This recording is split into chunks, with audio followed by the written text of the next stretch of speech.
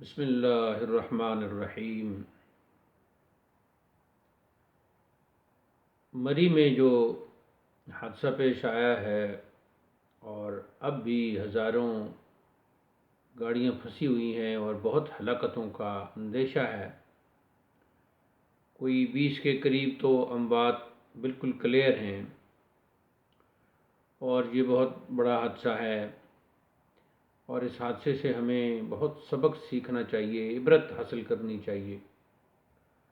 اللہ تعالیٰ فوت شدگان کی مغفرت فرمائے، ان کو جنت الفردوس کی بہاریں نصیب ہوں اور پسماندگان کو مالک صبر جمیل سے نوازے اور آئندہ اس قسم کی ناگہانی آفات اور بلیات سے محفوظ رکھے۔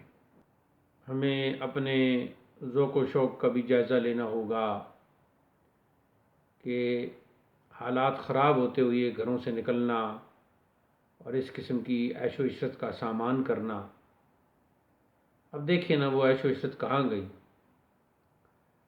وہ ماتم کدہ بن گیا، ہر طرف صفے غم بچھ گئی۔ تو اس لیے خدا را عیش و عشرت کو چھوڑیں، ٹھیک ہے ذوق و شوق بھی ہوتا ہے، لیکن حالات کو دیکھیں، راستوں کو دیکھیں اور موسم کو دیکھیں، ہر چیز کا جائزہ لینا چاہیے۔